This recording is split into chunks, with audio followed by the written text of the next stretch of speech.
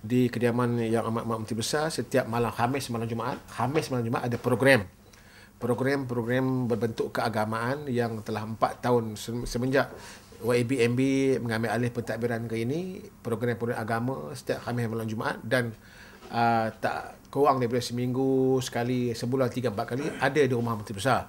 Kita mengambil kesempatan ini daripada sahabat-sahabat kita yang hadir di Rumah Menteri Besar, dan kita tahu masa yang sama sahabat-sahabat kita daripada Myanmar, daripada Burma, khususnya daripada kaum Rohingya, yang kita tengok saban hari kehidupan mereka dalam TV, kita kesian ditindas oleh puak-puak yang tidak bertanggungjawab. Sesama Islam, sama kaum, sama umat. Jadi kita melihat tanpa mengira Islam ke tak Islam kan. Jadi Yang Amat Menteri Besar minta kita adakan kutipan.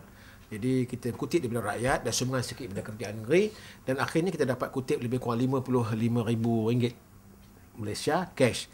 Jadi kita dapat sumbangan daripada sahabat kita, daripada saudara kita yang di Rohingya. Dengan sedikit sumbangan ini, sekurang-kurangnya dapat meringankan beban mereka yang sedang terseksa di sana. Jadi semoga sumbangan ini dapat dimanfaatkan secara langsung kepada insan-insan yang memerlukan.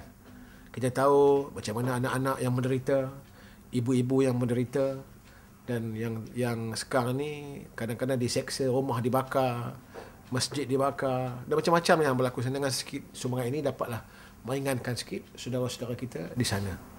Jadi ini semua inisiatif daripada Yang Amat Menteri Besar yang sangat committed dan sangat prihatin terhadap nasib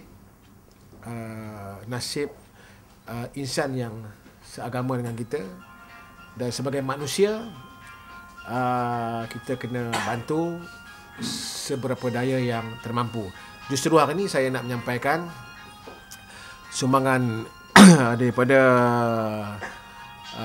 Yang Amat Menteri Besar dan daripada rakyat, khususnya yang datang mengutip, yang memberi sumbangan ini kepada wakil Rohingya yang datang daripada Kuala Lumpur di Pejabat Menteri Besar pagi ini.